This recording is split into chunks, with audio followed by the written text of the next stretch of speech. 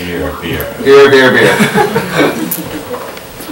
This is the world burden of obesity. 1.7 billion people worldwide are considered overweight. 65% of Americans are obese. This statistic is absolutely crazy. 50% of Americans by 2020, that's 6 years, half of the Americans in the United States are going to be diabetic. And 90% of them don't even know that they'll be diabetic. The cost burden, $3.5 trillion over the next 10 years in the United States. The problem about obesity is not just the fact that it's increased weight. This is the association of body mass index, your height, to your weight, and the relationship between body mass index and cancer risk. I don't have to go through the details of that, but you can see it's a tremendous risk for cancer for both men and women. And it would be one thing if we only kept obesity in adults, and adults were the ones that would make the decisions. Unfortunately, we've also oversized our children. So obesity in children has become an epidemic in this country. For the first time this year in the United States, obesity in adolescents tapered off. It leveled. It stopped climbing. Hopefully it's not too late. This was a study that was done on kids where they gave them 500 extra calories a day and let them eat it if they wanted. There was no limitation. So they gave them 500 extra calories a day and said, if you want to eat it, eat it. If you don't want to eat it, don't eat it. And what they did after the study was done, so 500 extra calories a day equals 182,500 calories per year. It takes 3,500 calories to gain 1 pound of weight. So that meant the kid gained 52 pounds, roughly 23 kilos in 1 year. And this is the problem. This was an excellent book that was written a few years back. We were called Fast Food Nation. Average American consumes 150 pounds of sugar a year, and that's just the sugar part. 566 cans of soft drinks, liquid candy.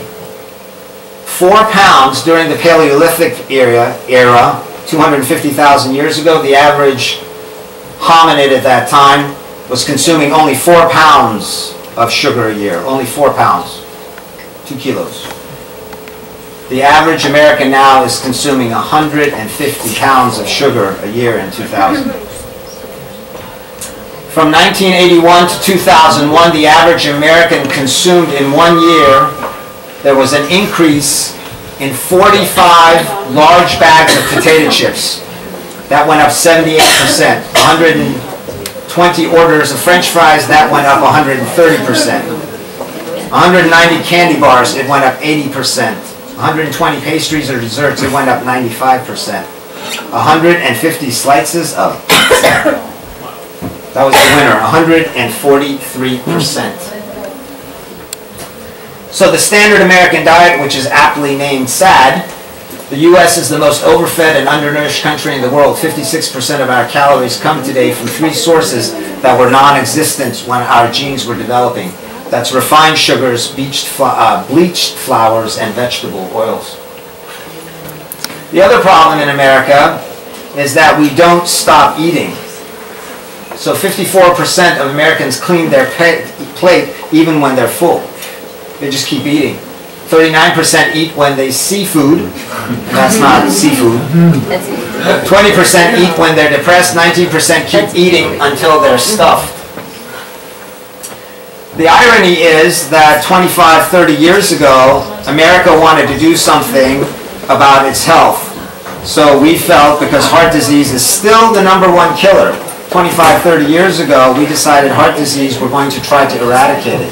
So what did we do? We thought heart disease was a result of fat. So what did we do with fat? We took fat out of the diet. Unfortunately, when you take fat out of the diet, you have to put something else in the diet to make the food taste good. So we substituted fat for sugar. So we lowered the consumption of fat by 11%, lowered the calorie intake by 4%, and the population rose in obesity 31%. This is heart disease in the United States. in 2004. The statistics are the same. So again, I bring your attention to this area of the nation. Again, this part of the country is starting to fall into the ocean. So there's a major river that runs down there. So you saw that this was a very polluted area of the country. It's also a very poor area of the country. It has the highest obesity, it has the highest diabetes, it also has the highest amount of heart disease.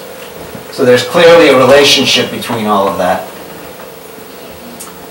So Dr. Kaufman has put together diabetes and obesity and calls it a condition called diabesity. And diabesity ranges, and it has a number of diseases that are associated with it: heart disease, cancer, Alzheimer's disease, arthritis, autoimmune disease. And the question then becomes, what do all of these diseases have in common? What they have in common is inflammation. So the body gets inflamed. And where does the majority of the inflammation come from? It comes from that area of the body.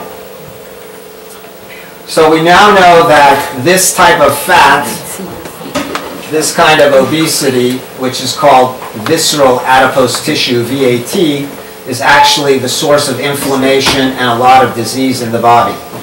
And the basic idea is you don't have to do the numbers here. You don't have to measure. All you have to do is stand here, and if you can't see your feet over your belly, then you've got a problem. And liposuction is not the answer. The only benefit of the liposuction is that she went from an underwear to wearing a G-string. That's the only benefit. So all liposuction does is take out the fat here. That's not the fat we're talking about that causes disease. We're talking about the fat that's around your organs on the inside of your body, not underneath your skin. So this is where she got the liposuction. And this was the aftermath. So she's not doing anything for her health. So where does inflammation, probably the majority of our inflammation that comes into our body comes from this. Our gastrointestinal tract is becoming damaged. And it's becoming damaged because of all the things that we're putting into it that are actually ineffective. So we're putting toxins into it, we're putting processed food into it, we're putting sugars into it, and that slowly is damaging the gastrointestinal tract. The gastrointestinal tract becomes leaky, and as a result, it can't maintain your health.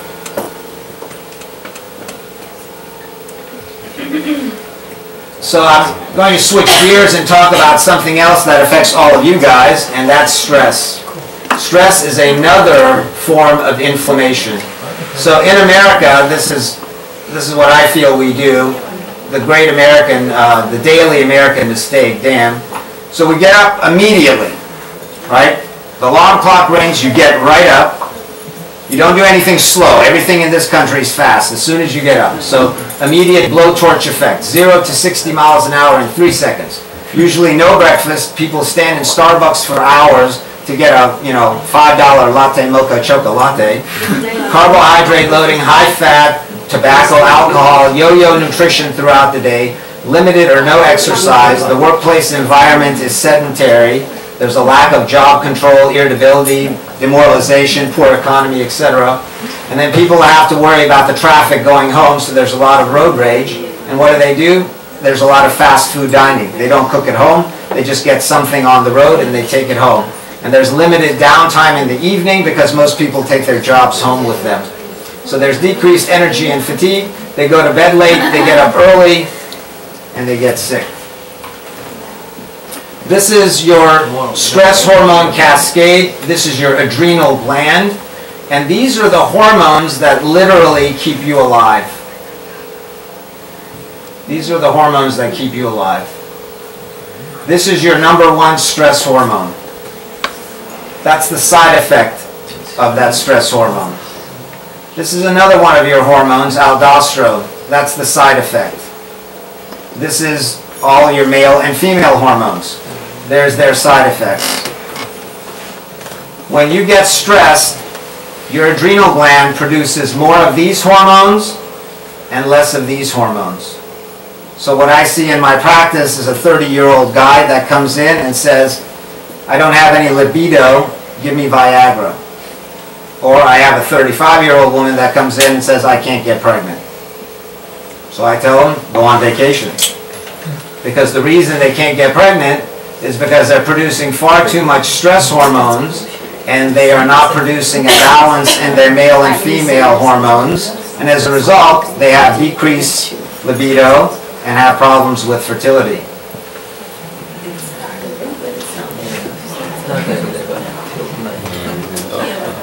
Oxidative stress. Stress causes damage in the body, and it's a form of oxidation. Oxidation is rust. If you put a piece of metal out in the rain, the air plus the water together will cause oxidation. That's rust, right? And after a while, that piece of metal becomes damaged. That's the exact same thing that happens in our body. We have oxidative stress, and these are the diseases that are all associated with oxidative stress. Oxidative stress is a form of inflammation. So how do we treat this for humans? So ideally, you want to consume an anti-inflammatory diet. There's a lot written about this now. You want to avoid allergies. One typical one right now in our society is gluten, wheat intolerance, or actually celiac disease, the disease where you can't have any wheat. We don't exercise enough in our society. There's not enough stress reduction. There are plenty of people that have hidden infections. One of the most common sources of infection in the body that most people completely forget about is their teeth. People don't go and see their dentist regularly. And then another big source of infection and inflammation is our gastrointestinal tracts do not work. And then finally, we've got toxic metals and organophosphates that are in the chemicals and the foods that we eat. And these are some of the anti-inflammatory foods and spices that you can consume. I'm going to go into that. This is the new American plate. We used to have a pyramid, which was ineffective. This is the new way that we are suggesting that people start to eat. And that's it. So it says, this guy's looking in the bag that obviously is meant to look like McDonald's. Heart attack with extra cheese, heart attack with bacon, double bypass, no pickles. Hey, where's my diabetes and large stroke? That's it, Oscar. Hey, all right.